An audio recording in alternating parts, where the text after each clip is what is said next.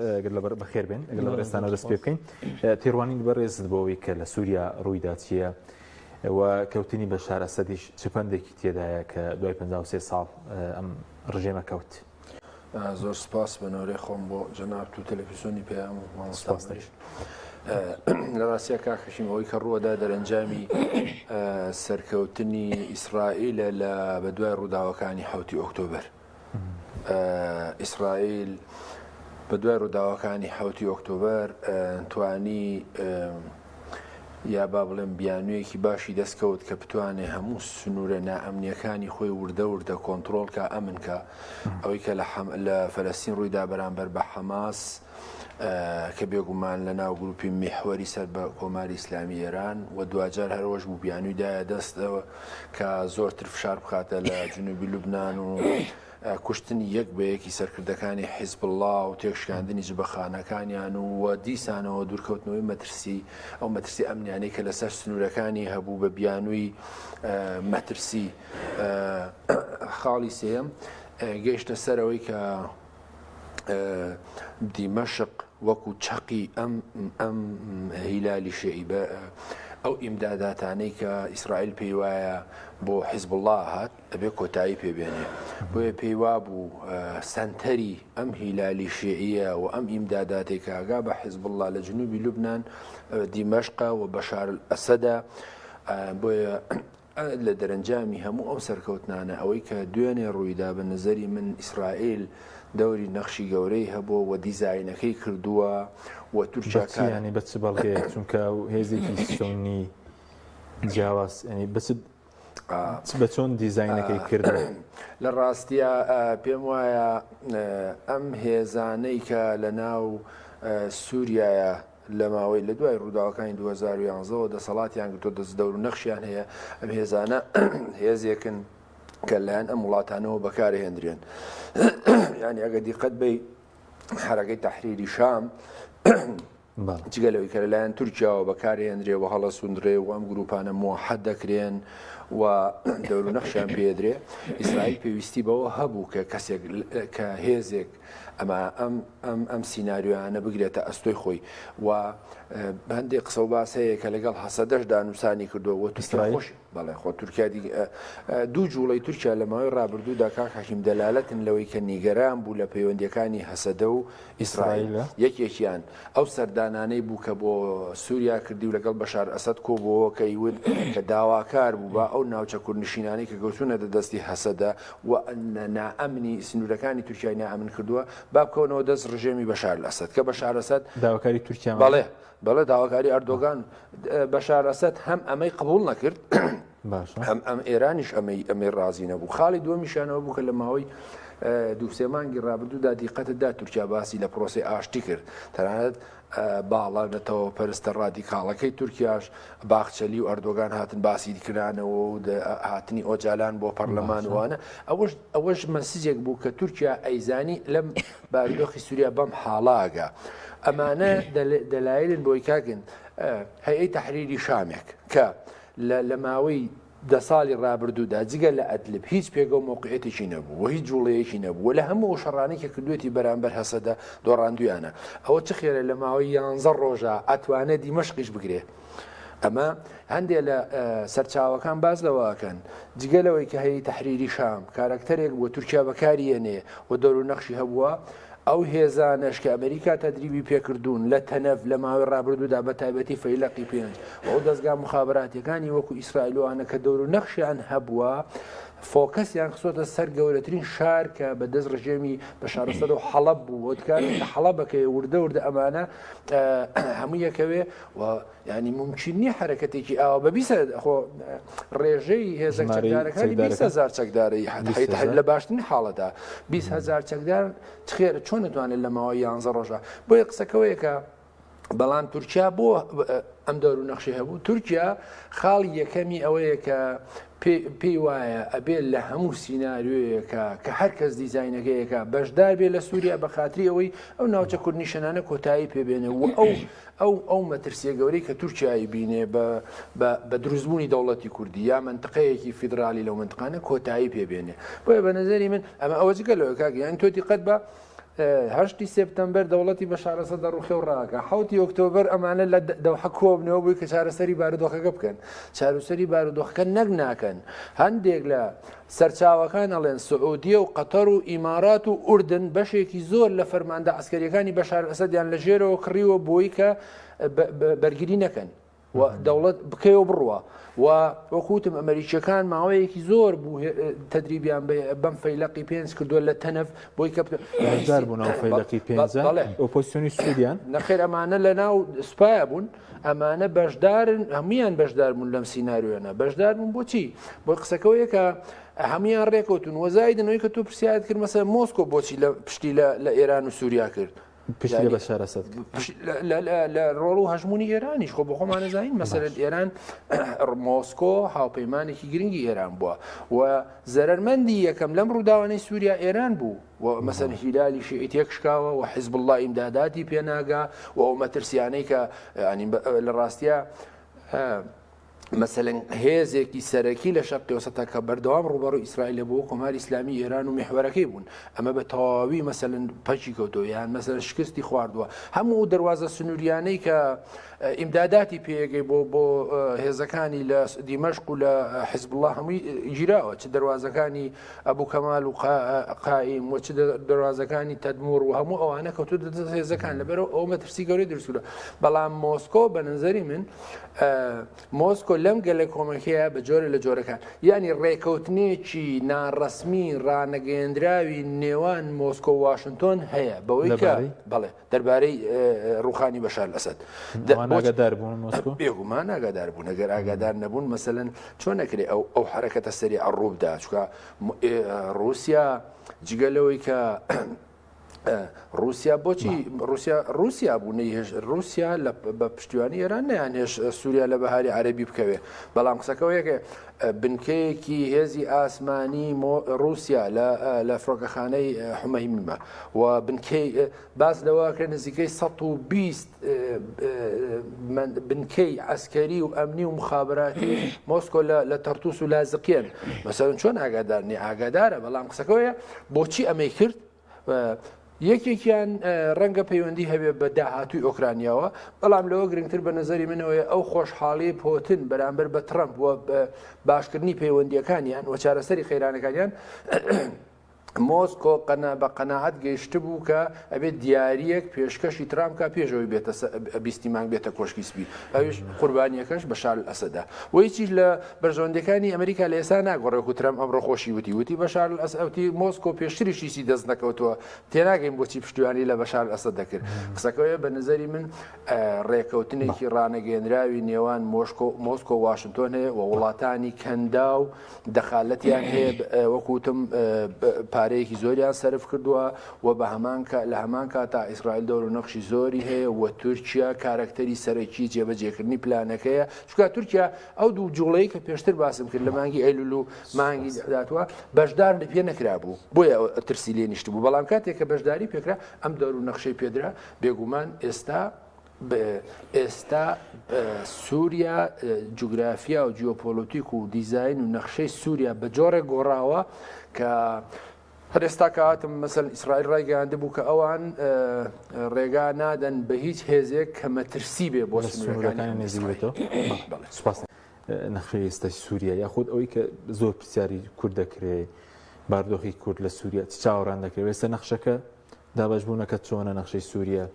وەڕوونە دوای کەوتنی ئەسەد چی ڕوودەدا وەکو حکومڕانیەکەی لە ڕاستیا ئێستا نەخشەی جوگرافیا و نەخشەی سیاسی سووریا ئاوا دابەش بووە کە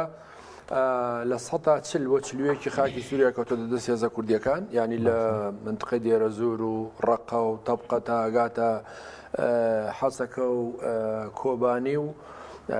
تا ئێستا بە قسەی خۆشیان منبەجیشیان بەدەستەوەیە تا دەواازی ئەبوو کەمال بەس قایم لە سنووری عێراق ئەو منطقەیە ینی لە 1940 و خاکە بەدەست هێزەکانی هەسەدە و هاوپەیمانەکانیەتی و ئەوەی تری بەدەست هێزەکانی مەسەلەن تەحریری شام و بەشێکیش بە دیمەشق هێشتا ڕاستە تەحریری شام چۆتە ناو سووریا و بەڵام فەرماندە سەربازیە کۆنەکان و خۆش دەزانی سەرۆکوەزیران و وەزیرەکان و تەنانەت سەفیر و قونسوڵەکانیش لە وڵاتان هەمووی لە شوێنی خۆی ماون هیچ کەس تێک نەچوانی سیستەمەکە بۆیە بەشێ وا چاوەڕوانەکرێکە لە داهاتوویەکی نزیکە ئەر ئەم حکوومەتە کۆنەکە لە سەرکارە تامەدەیەک دەسەڵات بەڕێوە بەرێ ئەوە وەکو بارودۆخە سیاسیەکە بەڵام بەشێک لە چاودێران پێیان وایە یەکەم سووریایەک بەو هەموو قەیرانی 53 ساڵی ڕابردووی لەگەڵ عێراق لەگەڵ تورکیا لە ناوخۆی و ئێستا بەشێکیش ئەوەشم لەبیر چوو بەشێک منطقەی عەلەوی نشینەکانی تەرتوس و لاسقیە و ئەوانە هەمووی لە هێشتا لەژێ دەسەڵاتی بنکە سەربازیەکان و حکوومەتی رووسیایە کەەوە منطقەیەکی گرنگن و لەسەر دەریان بۆیە ئێستا دیقەت بە بەشێکی بەدەست رووسیاوەیە بەشێکیشی بەدەست کوردەکانەوەی بەشێکیشی بەدەست تەحریری شام و هاوپەیمانەکان بڵێ بەشێکی بەدەست بەڵێ ئەوانەی کە تەحریری شام و هاوپەیمانەکانی سوپای نیشتیمانی ئەوانەوەی لە نەخشەکەیە لەسەر تورکیا حسابن وجگە لە ئەفرین و سەرەکانی و گرێسپی و ئەوانەی کە هەمووی کۆنتترۆل کردووە و بەشێکیشی بە خۆتان نەزانن لە زمانی هێزە کوردیەکان دەسەڵاتی ئەمریکاشی تایە باش ئێرانیش هێستا لەوێ نفوزی هەیە ڕاستە پاشەکشەی زۆری کردووە و بەشێکی زۆری ڕاوێژکارەکانی سوپای پاسداران و هاتوونەوە بۆ عێراق هاتوونەوە گەڕاونەوە و زووتر قونسوڵخانە و سەفارەتخانەکانی چۆڵ کردووە بەڵام ئەم وڵاتانە هەمووی پێگە و موقعەت و بەرژەوەندیان هەیە وەجگە لەوەی ئیسرائیلی ژەیەوە دەور و نەخشی زۆرتری هەبێلەوەی کە لەڕۆیەوە کە زیاتر خاکی سووریا داگیر بکات لە ڕاستیە نێتی نییە کاک نێتی نییە زیاتر خاکی سووریا داگیر کاتجگە لە بەرزایەکانی جۆلان کە کۆنتترۆلی کردووە و هیچ قسەیەکیش نییە لەسەرەوە بەڵام ئەوەی بۆ گرنگە کە حکوومەتی داهاتوو کە دێت و سیستەمی سیاسی کە دێجارێشکە تووشی کێشە نەبێتەوە لەسەر بەرزایەکانی جۆلان و جارێشکە ڕێگانەدا بە ئیمداداتێک یا با بڵم ئەو هیلالی شیعی کە نەماوە دروست بێتەوە یان هێزێکی تر لە سووریا دروست بێ مەترسی دروستکە چکە ئیسرائیل هێشتا بە گومانەوە سەیری محەممەد جۆلانی و حرەکەتەکەیەکە پێی وایە لە داهاتوە بەو باگراوەندەی پێشوو هەیەە بەو مەترسیانێکی هەیەە و بۆ قەتڵ و ئامی کە دوێنێ کردویانەکە نازانم هەندێک ڤیدۆ بڵاو بۆ تۆ بینیوتیانە بەو قەتڵ و ئامی کە دوێنێ کردویانە بە سەدان سەرباز خەنە چاڵێکەوە یان کوژن بەم باگراوەندەوە بەم تێڕوانینەوە ناتوانێت دەوڵەت بەڕێوە بۆ ڕەنگە هێت هیچ کام لەم هێزانە قبولی نەکەن وەکو داهاتووی کورد لە سووریە لە ڕاستیە سووریا بە هەموو خەریتەکەیەوە بە نەخشە سیاسیەکەیەوە ئیمکانی نییە بەم زوانە وڵاتێکی ئارام و ئیستقرار و بکەوێتە سەر پێ بۆیە پێم وایە بە قۆناغی عێراقا تێپەڕێ و لە نزیکترین ماوەیە تووشی مەسەل لەسەر دەسەڵات و ئەم هێزانە بەرکەوتنەکانیان لە ڕووی بیر و باوەڕ و جوگرافیا و هێز و ئیمکانات و ئەوە ڕوبەڕوویە گەبنەوە خاڵی یەکەمی ڕوبەڕبوونەوەکە ئەم ئەفسەرە کۆنانی کە لە پاشماوەی بەشار ئەسەدن نوێ حاکمیت بگرنە دەست و هەیەی تەحریری شام و گروپەکانی تریش کە خۆیان بە فریاد ڕست ڕزگارکەری سووریای تازاز ئێستازانن نوێ حاکمیت بگرنە دەست ئەو خاڵێکی تریشی بە نظری من ئەم گروپانەی کە ئێستا هەیەی تەحریری شام و هاوپەیمانەکانی نەیاری سەختی هەسەدە و هێزە کوردیەکانن و بەو تێڕوانینەش کە تورکیا هەیەی و بێگومانەوەانە تورکیا دامیانەکە تورکیا ئێستا مەسەلەن ئەمڕۆ بەشار ئەسگەر کەوتەوە بەڵام ئەمڕۆ هێزەکانی هەیەی تەحریری شام و هێزەکانی سووریا لە منبەست پەلاماری هەسەدایانداوە بۆی کە و منتقەشیان لێ بستێننەوە تورکیا جگە لەوەی بە پێ ڕێکوتنێکی ساڵی 2007 لەگەڵ ئەمریکیەکان کردوێتی ئەڵێ نایڵم لە هەموو ئەو سنوورە ناوچە کوردنشینەکانی ڕۆژاوی کوردستان لەگەڵ تورکیا هیچ هێزێکی کوردی نابێت 30 کیلۆمەتر نزیک بێ لە 30 کیلۆمەتر بێت دوورتر بێ یعنی ئەو منتقەی سەرەکانی گرێسپی تا گاتە تەڕەفعەت و تا منبەج و ئەفرینیشی کۆنتترۆل کردو مەبەسەکەشەیەکە نەگەنە سەر دەریای سپیناوەڕاست ئەڵێ نابێەوە بێ و ئەم پێم وایە حەسەدە دوو بەرکەوتنیە بێ لە داهاتوە بەرکەوتنیی لەگەڵ ئەم هێزانەیە ئەم هێزانی کە سووریا سەپۆرتیانەکە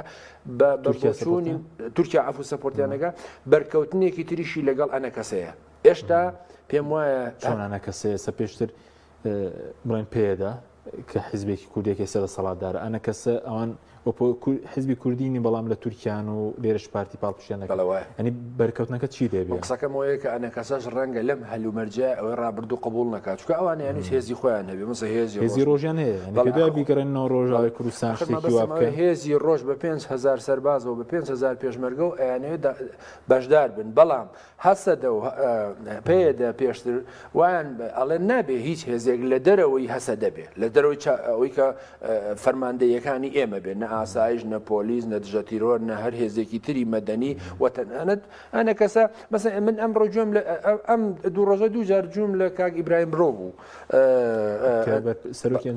ئێستاکانە ئێستا بەرپرسی پەیوەند بەرپرسی عیلاقات و هەماهەنگی ئەنە کەسەیە لەگەڵ دەرەوە مەسەلەن هەمیشە پێی وایە کە هەسەدا سیاسەتەکانی پەکەکە جێبەجێیەکە و ئەم هەلومەرجە تازە ناخوێنێتەوە و ناکرێ ئەوە مامەڵە بکرێ و بەشێک لە یەکلەیەکانیشان بەڕێی من منتەقیە یعنی ئەبێ مەسەلەن هەسەدا ڕێگا بەکرانەوەی زۆرتر بە کەواتە سووریا پێم وایە لە باشترین حاڵەتە بە قۆناغەکانی دوای 2023 عێراق تێپەڕێ و کۆنتڕۆڵکردنی زەحمەتە و دیموکراسیەکی حەقیقی لە سووریا کارێکی ناممکنە و ئێرانیش بە ئاسانی دەستبەرداری پێگە و هەژمون و نفوزی خۆی لەوێ بە ئاسانی نابێ و کێشە و گرفتی زۆریش لەم سەر سنوورانە دروزەبێ بە تایبەتی کە حەشدی شعبی ئەوێ لەم ئینانەیە دەور و نەخشیە بێشتا بەسی داواکارێکە بوو کە لە ئێستا دەوڵە هێزەکان ڕۆژ داخلی سووریا بن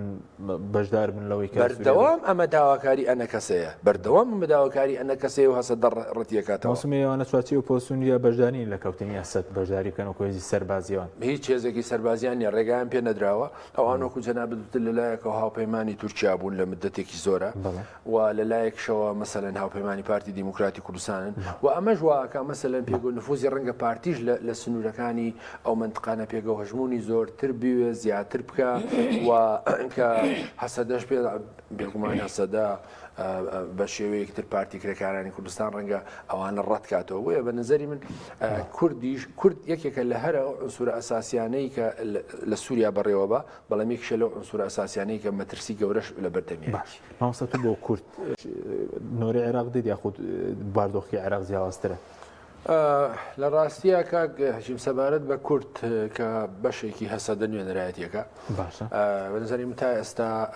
هەموو ئاماژەکانەوە بوون کە ئەمریکا جددیە لە پشتیوانیکردنی هەسەدە و هێزە کوردیەکان و واش چاوەڕوانەکرێ کە بە دوای هاتنی ترامپ بارودۆخیان باشتر بێ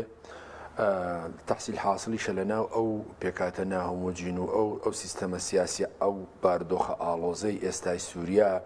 هێزێکی یەکگرتووی ئاواکە وەک خۆیان دەڵێن هێزێکی چاپ هێزێکە دیفاع لە ژنانەکە و هێزێکی سکیۆلارە و هێزێکی عەدالەتخوازە وەک خۆیان دەڵێن بە تایبەتی چەپی فەڕەنسی و فەڕەنسا زۆرتر پشتیوانیانەکە پیان وایە داهاتوویەکی باش لە منطقەیە چاوەڕێیانەکە و بە نظری من هەسەدە خۆشی ئەمەی سلماندووە بۆ معلوماتی جەنابێت ئەم پێکاتەی هێزەکانی هەسەدە 140 پێکاتەی جیاوازن غیرە کوردن عەرەب و چەرکەس و تورکمەن و زەمانە چێک هەڵ نەگەڕێنەوە چێ هەڵ نەگەڕێتەوە ئەو هێزانە ئەزانی مەسەلەن بۆچی خۆمە لە 2011 لە دوای ڕداوەکانی بەهاری عەرەبیەوە هەسەدە ئیمکاناتی پێداون مەسەلەن سەرۆکی شارەوانیە کانتۆنە بەڕێوەبەرایەتیەکان هەمووانەی دابش کردو لە نێوان خۆیانە و دوایی محکومن لەنا ئەو جوگرافیایان کە کوردە سەڵاتدارە وەکو بادوابتەوە کوردی لەسەر عێراق نۆری عێراق دیاخود باردۆخێتی حەجیم عێراق بمانێوە نەمانەوێ لە ضمنی ئەم هیلالە شیعەیە کە هەیە و هیچ وڵاتێک بەقەدەر عێراق هەژمون و کاریگەری کۆماری ئیسلامی ئێرانی لەسەر نییە بە بڵم بەغا تارانی دووهەمە و ڕەنگە ئێستا ئێران زۆرتر فۆکەسی لەسەر عێراق بێ و لە هەمان کاتیشا ئیسرائیل و ئەمریکا و ئەوروپاش زۆرتر فشار بخەنە سەر عێراق بەڵام لە عێراقا دوو بۆچوونی جیاوازەیە بۆچوونێکیان کە سودانی نوێنەرایەتیەکە تەییدی ئەو سیاسەتەکە کە عێراق بە دوور بێت لە شەڕ و کەمتر هەژمونی ئێرانی لەسەر بێ و حەشتی شعبی زۆرتر پەراوێز بخرێەوە دەوڵەتێکی موسەساتی بنیانبرێ لە بەرامبەریە حەشتی شعبی و ئیتاری تەنسیقی و گروپی محور ئەنەوێ عێراق بە تەواوی کۆنتڕۆڵ بکەن و ئەمریکا دەرکەن و هێرشی بەردەوام بکەنە سەر ئیسرائیل بەڵام هیوادارم ئەم ڕووداوانی کە لە ماوەی ئەم 11 ڕۆژەیە بەسەر سووریات و حەشتی شعبی و گروپەکانی محور و ئەم هێزە میلیشیانە تێبگەیەنێکە هەر هەنگاوێکی هەنگاوێکی هەر هەنگاوێکی نائیجابی بە قازانجی خۆیان و خەڵکی عێراقیش نییە وئکە و ئیسرائیل بۆ معلوماتی جەنابەت ئەوێ ئەم سەرکەوتنانی کە لە دوای 7 ئۆکتۆبر بەدەستیەناوە جا بە قەتڵ و ئامی خەڵکی مەدەنیە بە تەسفیەکردنی نارەکانێتی ئیدامەی پێبات چ لە عێراق چ لە یەمەن و تا ئێرانیش ئەگەر بۆیە بە نظری من ئەم هەنگاوانەی ئیسرائیل و ئەمریکا ئەوانە